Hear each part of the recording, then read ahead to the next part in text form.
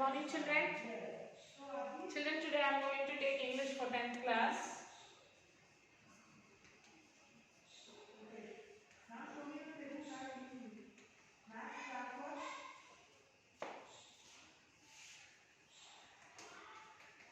Unit 8.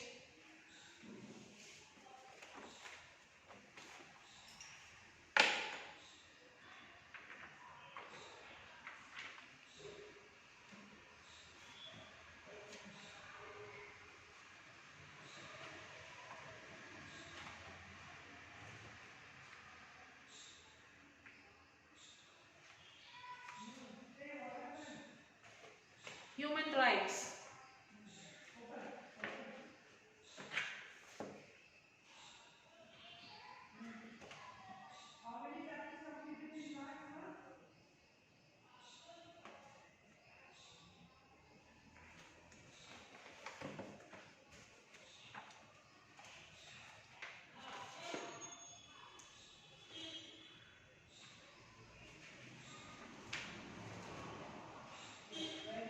Textbook page number. Human rights page number 224. 224. Read the following statement and answer the question that follows. Read the following statement, children. That is, all human beings are born free and equal in dignity and rights. All human beings are born free and equal in dignity and rights. So read the following statement and answer the question that follow. What does this statement speak about? What does this statement speak about? The statement speaks about human rights and equality. So this statement speaks about the human rights and the equality. And the next question, do you agree or disagree to the statement? Justify. Yes, I agree to this statement. All men are by nature equally free and independent. All men were by nature, by birth, they are equally independent. All men are created equal, that they are endowed by their Creator with certain unalienable rights among with our life, liberty and the pursuit of happiness. Liberty, equality and fraternity are the human rights which are universal and egalitarian, to which a person is inherently entitled simply because he or she is a human being. I agree to this statement because recognition of inherent dignity and of the equal unalienable rights of all the members of the human family is the foundation of freedom, justice and peace in the world. Have you ever witnessed any incident in contrast to the above statement? Tell your class. I haven't seen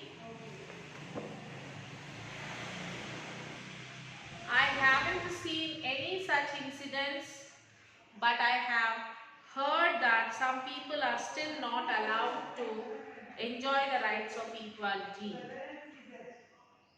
Some upper classes people do still deny some human rights to those of lower strata.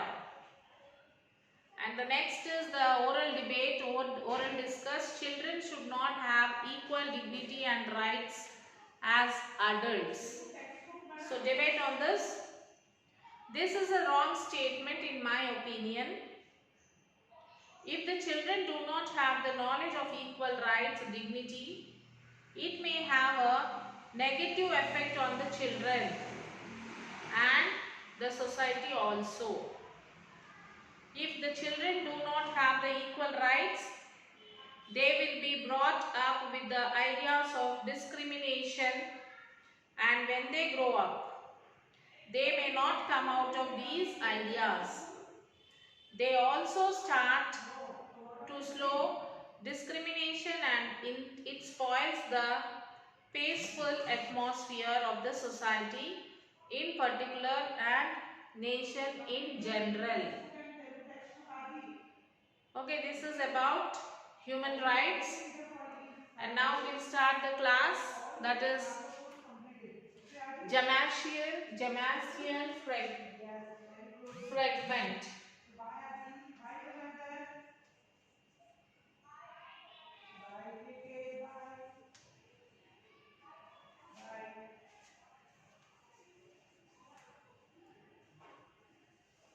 Jamaican fragment.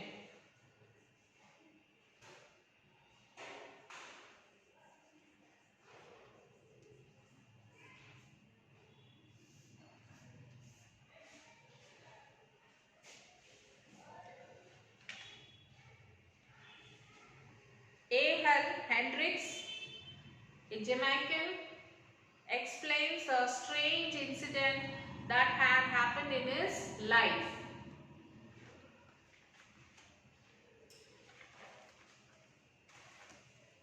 Every day I walk a half mile from my home to the tramcar lines in the morning. So every day he used to walk a half mile from his home to the tramcar lines, that is a electricity train lines, in the morning, and from the lines to my home in the evening. The walk is pleasant. The walk is pleasant. The road on either side is flanked by red and green roofed bungalows. The road on the either side is with red and green roofed bungalows, green lawns and gardens. For every house they have a lawns and gardens. The exercise is good for me. The exercise is good for me, and now and then, frequently. I learned something from a little incident. One morning, about halfway between my front gate and the tram track, I noticed two little boys playing in the garden of the more modest cottage. So one day he saw a strange incident. So one morning, about halfway between his front gate, he saw two boys playing in the garden. They were both very little boys. One was 4 years old, perhaps the other 5 years. So one boy was 4 years and the other boy was 5 years. The bigger of the two was a sturdy youngster. Sturdy means very strong and healthy. The bigger of the two. He is very strong and healthy. Very dark with a mate of coarse. So he is in dark color and with a mat of coarse means rough and rude behavior. Jamaican. The other little fellow was smaller but also sturdy.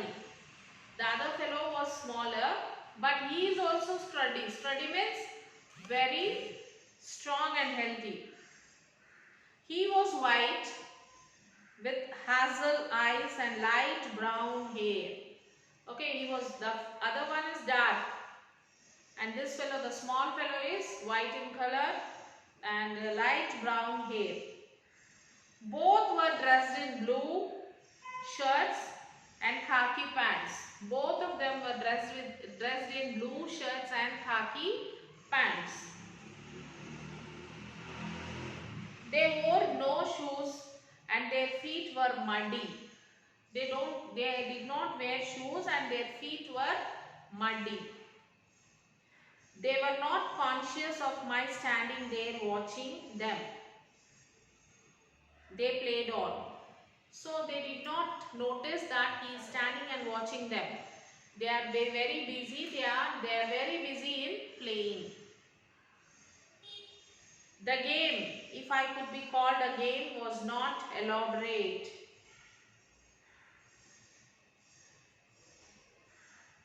The little white boy strode imperiously up and down,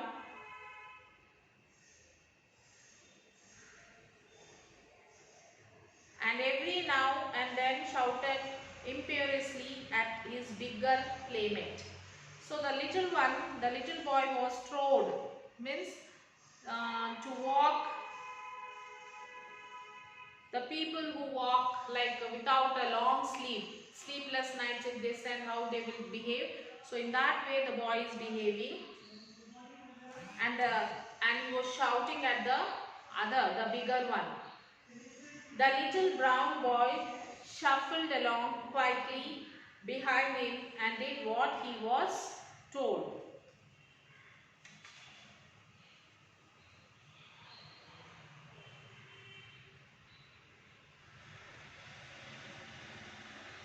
So he was dragged by his elder brother, and whatever he was told he was doing, the little one. Pick up the stick. The dark boy picked it up. Jump into the flask. The dark boy jumped. Get me some water. The dark boy ran inside. The white boy sat down on the lawn. So the white boy said to the dark boy, pick up the stick. The dark boy picked up the stick. Jump into the flask. So he jumped into the flask. The dark boy jumped. Then get me some water. The dark boy ran inside. The white boy was sitting in the lawn. I was amazed. The person who is watching them says that I was amazed. Here before my eyes, a white baby, for they were little more than babies, was imposing his will upon a little black boy. So here he was amazed to see that the white boy was imposing on the black boy. He is asking him to do the work whatever he said, and the black boy is doing whatever he is asking. And the little black boy submitted. I puzzled within myself as I went down the road. Couldn't it be that the little dark boy was the son of a servant in the home and therefore had to do the white boy's bidding? So to his amazement that he came to know that the black boy was the servant of a son. The black boy is the son of a servant, and the white boy is the son of an owner of that house. So that is the reason the white boy is commanding on the black boy. No, they were obviously dressed alike. The little dark boy was of equal class with his playmate. But again he thinks that no, they both were dressed in the same way, same color. The dressing is same. And the little dark boy was they were playmates. The little dark boy was a neighbor's child. I was sure of that. Then how is that he obeyed so faithfully the white boy's orders? But again he says that no. The little dark boy was his neighbor's son. But why he is obeying this white boy's orders? Why he is obeying? Before he thought that he might be the servant's son, so he is obeying. But he is not servant's son, he is his neighbor's son. Then why he is obeying to this white boy? Was it that even as a boy he sensed that in his own country he would be at the white man's beck and call? Couldn't he at his age divined a difference between himself and the white boy? And did the little white youngster, so young, such a boy, such a baby, realize that he would grow to dominate the black man? Was there an undefinable quality in the white man that enabled his baby, smaller and younger than his playmate, to make him his slave? I could find no answer. I could not bring myself to believe such a thing, and yet with my own eyes I had seen a little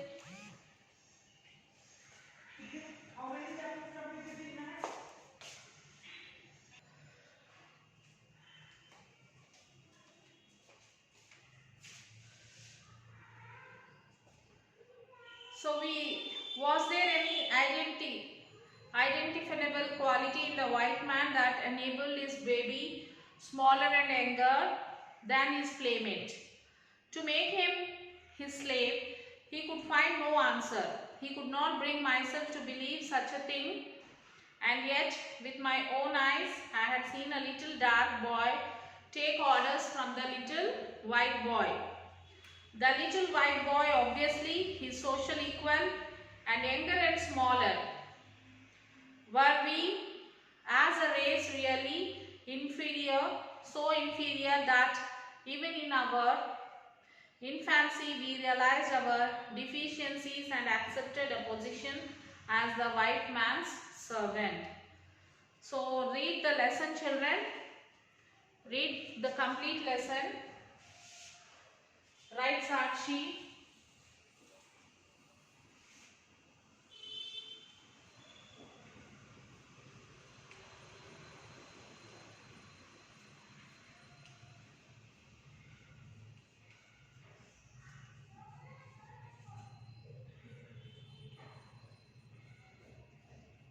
Read lesson 8.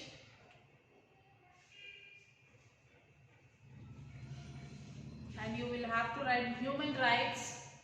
Write human rights questions and the oral discourse, and after that write lesson 8 and write the glossary and write first and second question answers.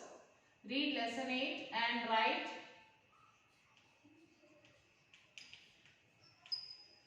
first and second question answer in classwork.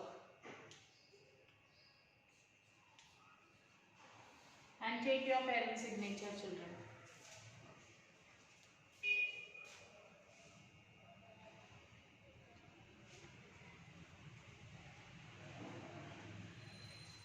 Read the lesson, complete lesson, read and write first and second question answer by your own. And next, in the next class, we will continue the lesson. So till then, read the lesson and write the question answer, children, in your notebook, in your classwork book. After writing the notes, take the photo and send it to the school mail ID. First thing, you read the lesson and write the answer by your own. Okay, children, try to write it by your own. If you are unable to frame anything, you can refer the workbook and try to frame your own answer. Okay, children. So till then, take care, children. We'll meet you in the next class and we'll continue the lesson. Bye.